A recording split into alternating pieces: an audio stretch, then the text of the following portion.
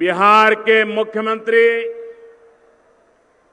मेरे मित्र और भावी मुख्यमंत्री श्रीमान नीतीश कुमार जी, मंत्रिमंडल में मेरे सहयोगी श्रीमान गिरिराज सिंह जी, श्रीमान नित्यानंद राय जी, बिहार विधानसभा के अध्यक्ष श्रीमान विजय कुमार चौधरी जी, संसद में हमारे साथी श्रीमान रामनाथ ठाकुर जी, विधान परिषद संजय और मंत्री भाई संजय झा जी, एनडीए के सभी वरिष्ठ नेतागण, प्रतिनिधिगण, सभी मेरे उम्मीदवार भाइयों बहनों और विशाल संख्या में पधारे हुए मेरे प्यारे भाइयों और बहनों, यहां खगड़िया, बेगूसराय और दूसरे जिलों से भी अनेक साथी हम सबको आशीर्वाद देने के लिए पहुंचे हैं। हजारों साथी दूर दूर ऑनलाइन टेक्नोलॉजी के माध्यम से इस जनसभा से जुड़े हैं। आप सभी को भी मेरा प्रणाम। कोरोना की बंदिशों के बीच भी इतनी भारी संख्या में आना, ये आपका जोश, ये आपका उत्साह, ये साफ साफ बता रहा है कि 10 नवंबर को नतीजे क्या होने वाले हैं।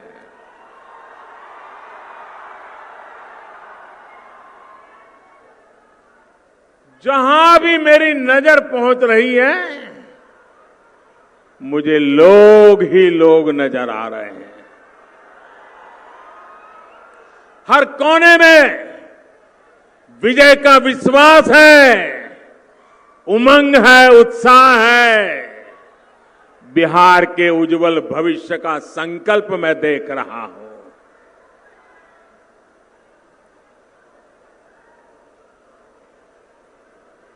जो प्रथम राउंड के चुनाव हुए,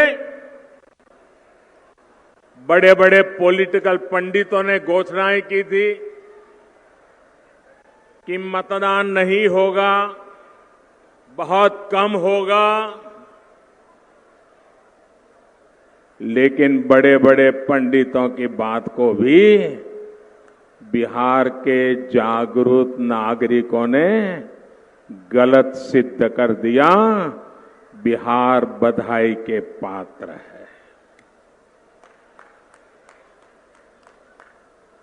उसी प्रकार से कुछ पत्रकार मित्रों से बात हुई, कुछ पॉलिटिकल पंडितों से बात हुई, धरती पे काम करने वाले राजनीतिक दलों के कार्यकर्ताओं से बात की, और जो बड़े सटीक तरीके से सर्वेक्षण करते हैं उनसे बात की। पहले राउंड में जो मतदान हुआ है, चारों तरफ से एक ही संदेश आ रहा है कि प्रथम राउंड में एनडीए ने बाजी मार ली है।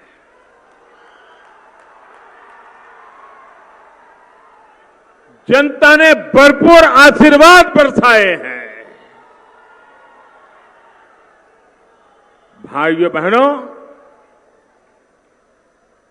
जनता के इस विश्वास के लिए, उनके आशीर्वाद के लिए हम सब की तरफ से मैं बिहार की जनता का प्रथम राउंड में मतदान करने वाले सभी जागरूक नागरिक भाइयों बहनों का आज हृदय से धन्यवाद करता हूं, उनका आभार व्यक्त करता हूं।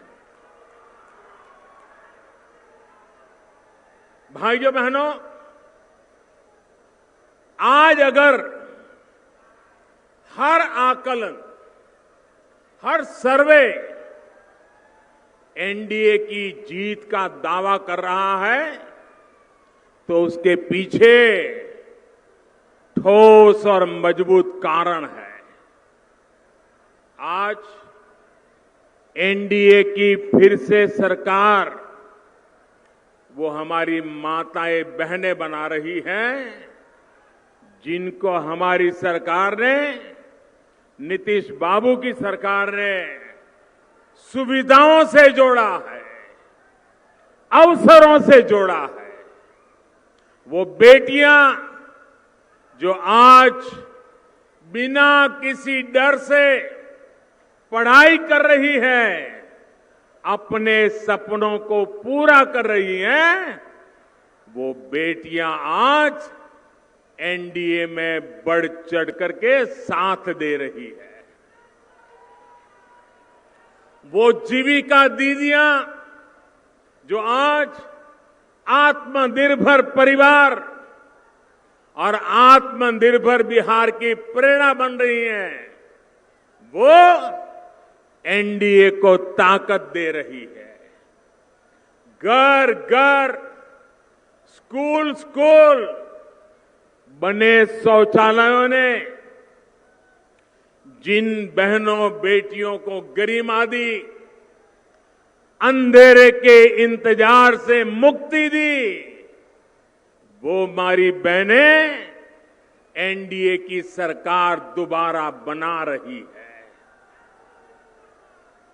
जिन बहनों को पीने के पानी के संघर्ष से मुक्ति मिली, वो एनडीए के पक्ष में वोट डालने के लिए उत्साहित है।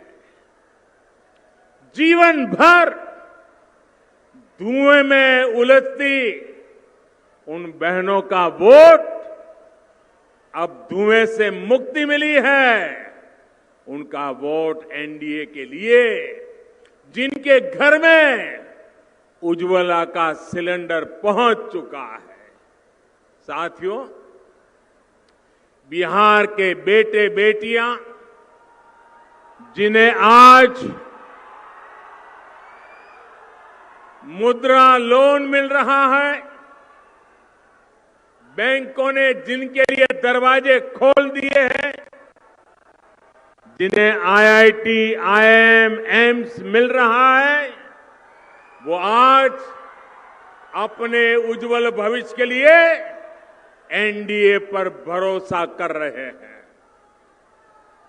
बिहार का मध्यम वर्ग जिसकी ईज ऑफ लिविंग बढ़ी है, नए हाईवे, नए रेल बनने से जिसकी सहूलियत बढ़ी है, जिसके घर की ईएमआई कम हुई है, जिसे शांति का माहौल मिला है, वो आज बढ़ चढ़ करके एनडीए का झंडा लेकर के दौड़ रहे हैं।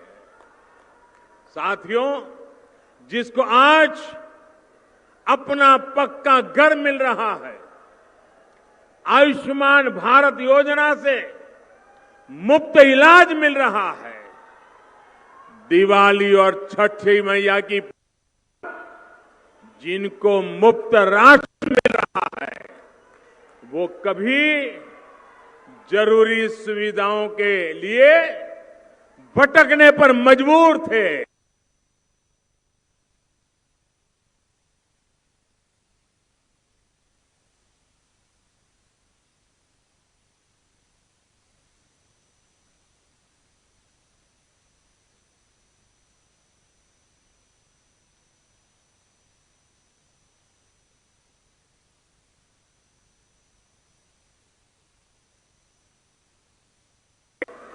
उस वर्ग के सपनों को, उसकी आकांक्षाओं को नई उड़ान दी है।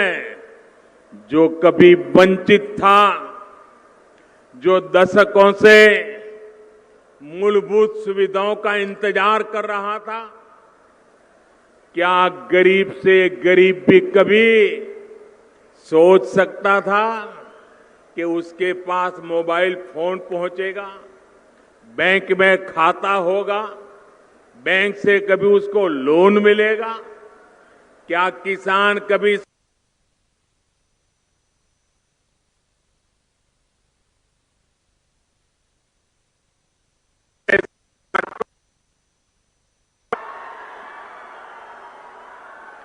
किसान हो, खेत मजदूर हो, श्रमिक हो, छोटा दुकानदार हो, इन सब ने क्या कभी सोचा था कि उनको 60 वर्ष की आयु के बाद पेंशन की सुविधा मिलेगी? वो बूढ़ापा सम्मान के पूर्वक जी पाएगा? ये सब कुछ आज हो चुका है और एनडीए सरकार ने ये कर करके दिखाया है। साथियों, बिहार ने, और ये बात पूरा हिंदुस्तान भी गर्व से कह रहा है और हर बिहारी तो गर्व से कहने का हकदार है।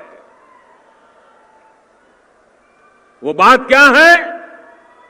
बिहार ने, बिहार ही है, यही वो पवित्र धरती है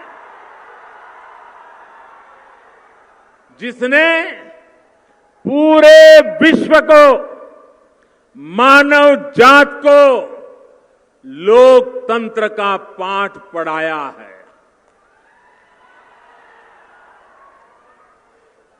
इसी बिहार की पवित्र धरती से ही दुनिया में लोकतंत्र की कोपल निकली थी। जब जनता के हित में फैसले होते हैं, जब फैसलों में जनता की सहभागिता होती है, तभी लोकतंत्र भी मजबूत होता है। आज देश में, देश का चित्र देखिए, कश्मीर से कन्याकुमारी तक जरा नजर दौड़ाइए।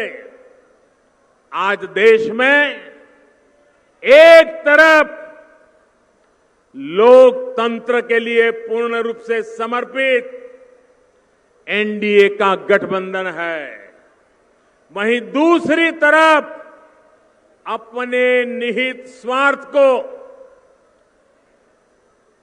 अपने परिवार के स्वार्थ को, सिर्फ उन्हीं कामों के लिए समर्पित पारिवारिक गठबंधन है।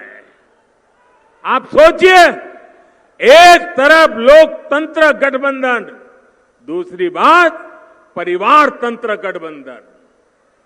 यहां जंगल राज के युवराज को तो आप बराबर देख रहे हो।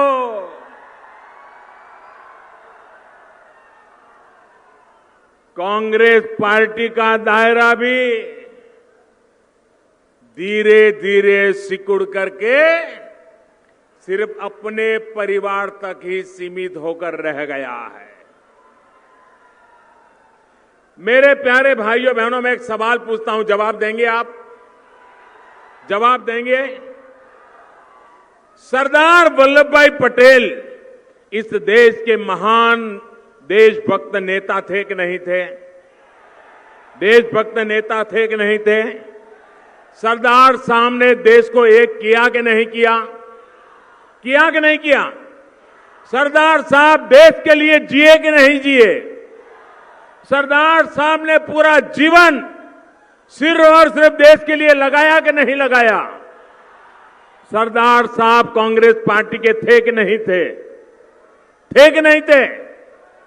फिर भी कांग्रेस पार्टी एक परिवार में ऐसी सिमट गई है, ऐसी सिमट गई है।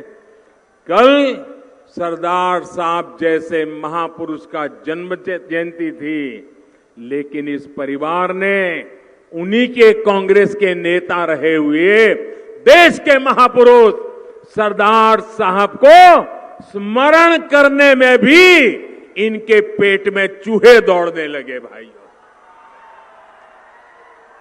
ये परिवारवाद सरदार साहब न भाजपा के थे, न आरएसएस के थे, न जनसंघ के थे, लेकिन इस मां के लाल थे, मां भारती के लाल थे। उनका गौरवगान करना 130 करोड़ देशवासियों का कर्तव्य बनता है।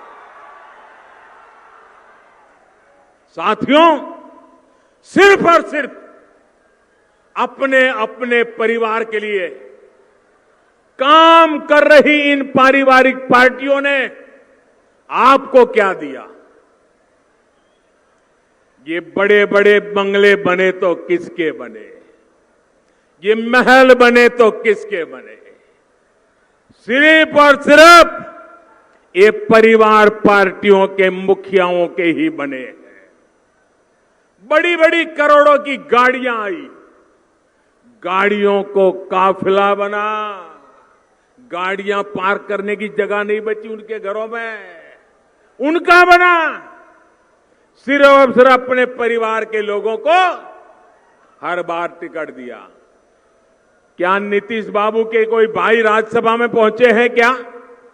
उनका कोई बेटा बेटी पहुंचा है क्या? उनके चाचा मामा पहुंचे हैं क्या? लोकतंत्र के लिए काम करने वाले लोग जनता को अवसर देते हैं। क्या मोदी का कोई रिश्तेदार कहीं पहुंचा है क्या भाई? आपने कहीं देखा है क्या?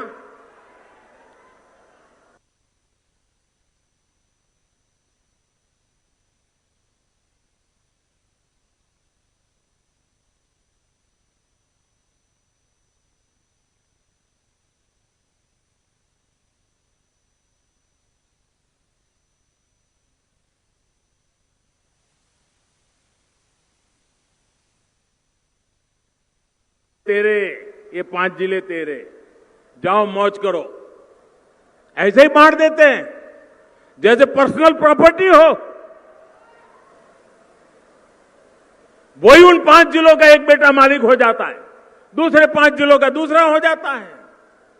कभी दामाद आवाज उठाए तो उसको 2 जिले दे देते, कभी बेटी आवाज उठाए उसको 1 जिला दे देते। राज्यसभा भेजो तो उन्हीं परिवार के, असेंबली में भेजो तो एक ही परिवार। तो फिर आपके बच्चे कहां जाएंगे? आपके लिए निर्णय कौन करेगा?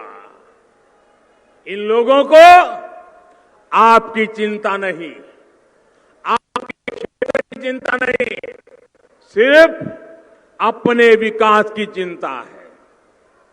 भाइयों और बहनों, वहीं एनडीए का मंत्र है सबका साथ, सबका विश्वास। एनडीए सरकार का निरंतर ये प्रयास रहा है कि कोई व्यक्ति, कोई भी क्षेत्र विकास के लाभ से छूट न जाए। सुविधा, सम्मान और सुअवसर में किसी के साथ भी कोई भेद नहीं होना चाहिए। यही तो सुशासन का भी लक्ष्य है। नीतीश जी के नेतृत्व में इसी लक्ष्य को पाने के लिए बिहार में एनडीए ने लगातार काम किया है। आत्मनिर्भर बिहार का जो संकल्प लिया गया है, ये इसी सुशासन का युवाओं के लिए अधिक से अधिक रोजगार के अवसर दिलाने का यही तो रोड मैप है। ये बिहार के गांव-गांव के सामर्थ्य को देश का सामर्थ्य बनाने का अभियान है। ये बिहार की औद्योगिक क्षमता, यहां के युवाओं के उद्यमशीलता को पंख लगाने का मिशन है। भाइयों और बहनों, आज समस्तीपुर हो, बेगूसराय हो, खगड़िया हो, ये पूरा क्षेत्र आत्मनिर्भरता के इसी संकल्प का नेतृत्व करने के लिए तैयार है। पीएम पैकेज के तहत आज यहां ग्रामीण सड़कों, नेशनल हाईवे और रेलवे से जुड़े इंफ्रास्ट्रक्चर पर विशेष काम किया जा रहा है। आने वाले समय में ये क्षेत्र रेलवे से जुड़ी सुविधाओं और रेलवे निर्माण में आत्मनिर्भरता के हमारे मिशन का भी ये बड़ा अहम केंद्र बने, इसके लिए काम चल रहा है। साथियों, जननायक कर्पूरी ठाकुर जी, यमुना कार जी और स्वामी सहजानंद सरस्वती जैसे विजनरी सपूतों ने जो सपना इस क्षेत्र के लिए दिखा था, वो आज साकार होता नजर आ रहा है। यहां केवल है, शिवाना है, बाबा निरंजन का स्थान है। सभी के आशीर्वाद से कृषि, पशुपालन, मछली पालन से जुड़ी रिसर्च का एक बड़ा सेंटर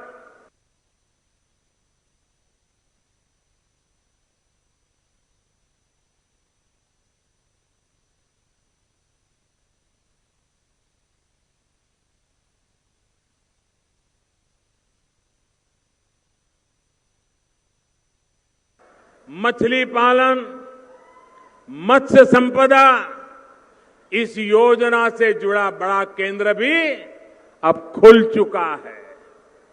एक प्रकार से कृषि आधारित उद्योगों, स्टार्टअप्स को बढ़ावा देने के लिए जो जरूरी विशेषज्ञता चाहिए, उसमें समस्तीपुर की भूमिका को बढ़ाया जा रहा है।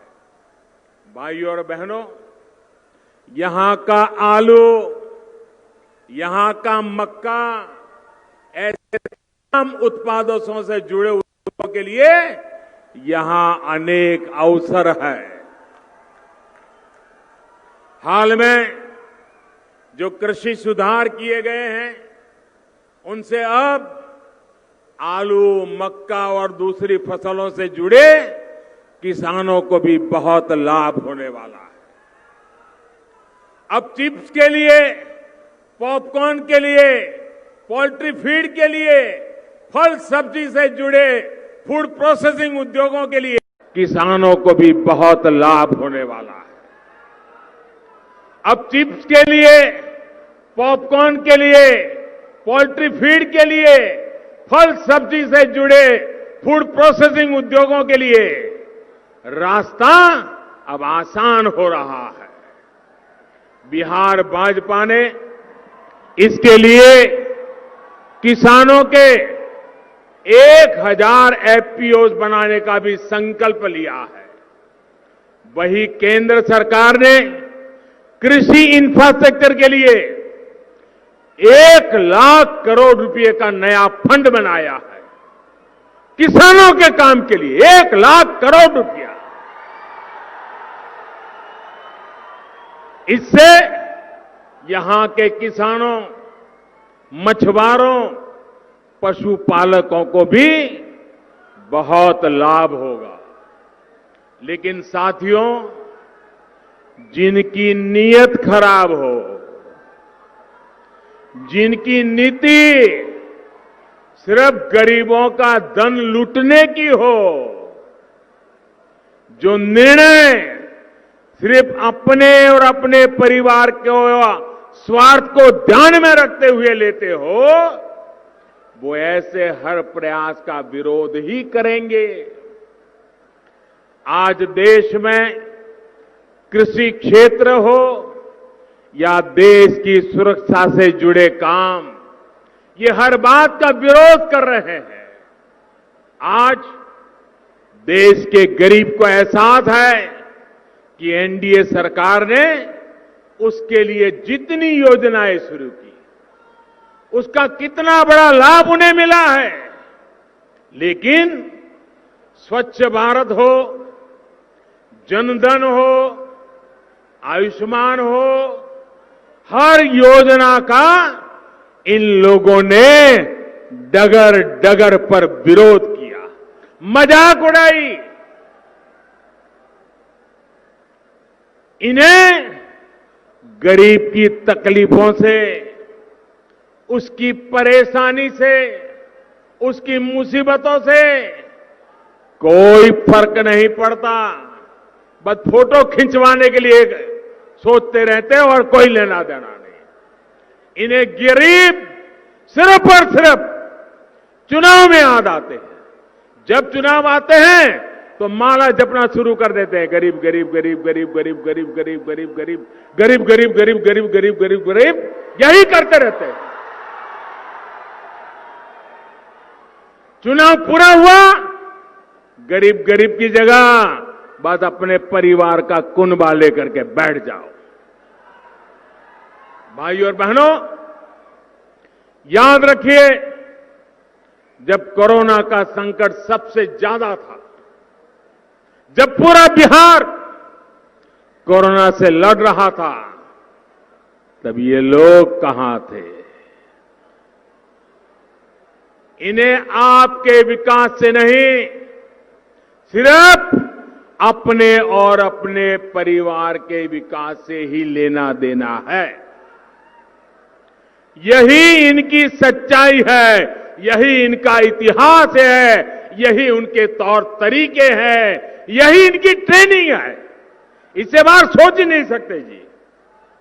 साथियों, ये लोग न बिहार की अपेक्षाओं को समझते हैं और न ही बिहार की आकांक्षाओं को। केंद्र सरकार और बिहार सरकार जो हजारों करोड़ रुपए बिहार पर निवेश कर रही है, उससे यहां के नौजवानों के लिए नए अवसर भी बन रहे हैं। रोजगार बढ़ाने के लिए उद्योग भी जरूरी है, आधुनिकीकरण भी जरूरी है। ये तब होगा जब बिहार में प्रगतिशील, लोकतांत्रिक, स्थिर सरकार रहेगी, बिहार में निवेश आएगा। ये तब होगा जब बिहार में निवेश के लिए उचित माहौल होगा। अब आप मुझे बताइए, जंगल राज की विरासत, जंगल राज के युवराज, क्या बिहार में उचित माहौल का विश्वास दे सकते हैं क्या? जो वामपंथी नक्सलवाद को हवा देते हैं, जिनका उद्योगों पर, फैक्ट्रियों को बंद कराना यही जिनका इतिहास रहा है, क्या वो निवेश का माहौल बना सकते हैं क्या?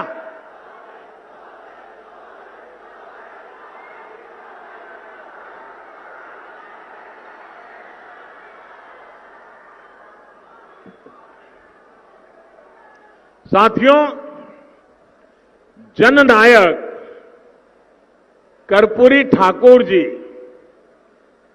इमरजेंसी के दिनों के बाद जब मुख्यमंत्री बने तो उन्होंने एक इंटरव्यू दिया था और बड़ा सटीक इंटरव्यू था। एक दूरदर्शी नेता जो देश के लिए सोचता है, गरीब के लिए सोचता है, बिहार के लिए सोचता है, उस समय मुख्यमंत्री थे, सत्ता की गादी पर बैठे हुए थे, लेकिन कर्पूरी साहब ने क्या इंटरव्यू दिया था? इंटरव्यू में कर्पूरी ठाकुर ने कहा था, सत्ता के आसपास अवसरवादियों को शरण या तरजीह, अवसरवादियों को शरण या तरजीह बिल्कुल नहीं मिलनी चाहिए, वरना वो मुझे नहीं तो मेरे बेटे या संबंधियों को भ्रष्ट करेंगे, ये कर्पूरी ठाकुर जी ने कहा था। कर्पूरी ठाकुर जी के बाद बिहार के लोगों ने इस बात को 100% सच होते देखा है। 1.5 दशक तक देखा था। कर्पूरी ठाकुर जी की ये बात जंगल राज वालों ने सुनी होती, कर्पूरी ठाकुर की बात को समझी होती, तो बिहार के हालात इतने नहीं बिगड़ते। जंगल राज वालों ने बिहार में भ्रष्टाचार को हर मंत्रालय, हर विभाग, हर जगह परिवार को भी पहुंचाया, पाप को भी पहुंचाया, भ्रष्टाचार को भी पहुंचाया है। भाइयों और बहनों, यहां इस सभा में बेगूसराय के काफी लोग भी जुड़े हुए हैं। बेगूसराय को बिहार की औद्योगिक राजनीति तक कहा जाता है। बिहार के पहले मुख्यमंत्री श्री बाबू ने कितने बड़े सपनों के साथ यहां काम किया था, लेकिन जंगल राज, अराजकता और नक्सली मानसिकता वालों ने बिहार को क्या दिया। बरौनी का खाद कारखाना ये अपने आप बंद नहीं हुआ था, ये उनकी गलत नीतियों के कारण बंद हुआ था, जो आज बड़ी बड़ी बातें कर करके लोभ लुभावनी चर्चाएं करते हैं।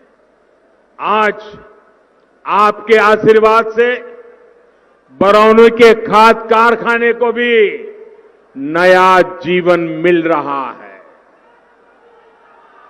और दूसरे नए कारखानों के लिए रास्ते बन रहे हैं। बरौनी रिफाइनरी के विस्तारीकरण, इससे यहां अन्य उद्योगों को भी बल मिलेगा, सैकड़ों नए रोजगार मिलेंगे। भाइयों और बहनों, विकास के ये सारे काम इसलिए हो पा रहे हैं क्योंकि एनडीए सरकार ने इस क्षेत्र को सबसे बड़ी गैस पाइपलाइन से भी जोड़ दिया है। जंगल राज और सुशासन स्वराज का यही तो फर्क है जो बिहार का एक एक नागरिक, हर युवा भली भांति जानते हैं। इसलिए वो बिहार को फिर बीमार नहीं पड़ने देंगे। एनडीए यानी भाजपा,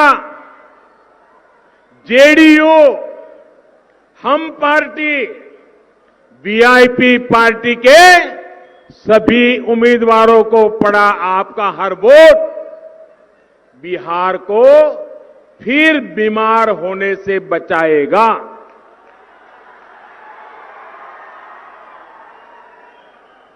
मेरे बिहार के भाइयों बहनों, मैं एक छोटी सी अपने घर में की बात बताता हूं, हर परिवार की बात बताता हूं और उससे आप समझ जाएंगे कि हमें सोचना कैसे चाहिए। आप मुझे बताइए, जीवन में कभी कोई अच्छी चीज बड़ी दिखने में अच्छी हो, स्वादिष्ट लगती हो और मन कर जाए कि ये तो बढ़िया है, चलो आज खा लें, और मानो खाया और खाने के बाद रात होते होते पेट में दर्द होना शुरू हो गया, दस्त हो गए, वॉमिटिंग शुरू हो गया, बीपी ऊपर नीचे होने लग गया, परिवार के सबका पसीना छूट गया, डर लगने लगा पता नहीं क्या हो गया। अगर कुछ खाने से अगर ऐसी बीमारी आ गई, मुझे बताइए जिंदगी में दोबारा कभी भी कभी भी 10 साल, 20 साल, 25 साल, 30 साल के बाद कितना भी मन कर जाए, उस चीज को फिर से कोई खाएगा क्या? खाएगा क्या? देखते ही लगेगा यार उस दिन तो इसने मेरा सब बर्बाद कर दिया था। इससे दूर रहो मेरे भाइयों बहनों। जिन्होंने बिहार को बीमार बना दिया था, क्या उनको फिर से ला सकते हैं क्या? आप में से कोई बिहार को बीमार देखना चाहता है क्या? बिहार को बीमार बनने देना चाहता है क्या? फिर जो बीमारी लाते हैं उनको आने देना चाहिए क्या? और इसलिए मेरे प्यारे भाइयों बहनों, मैं आज बड़े आत्मविश्वास के साथ, पूरे समर्पण भाव के साथ मेरे बिहार के भाइयों बहनों से, हमारे सभी साथियों के लिए आशीर्वाद मांगने आया हूं। पहले चरण में जो आशीर्वाद दिए हैं वो सिलसिला बढ़ते चला जाना चाहिए। मेरे साथ पूरी ताकत से बोलिए, भारत माता की, भारत माता की, भारत माता की। बहुत बहुत धन्यवाद।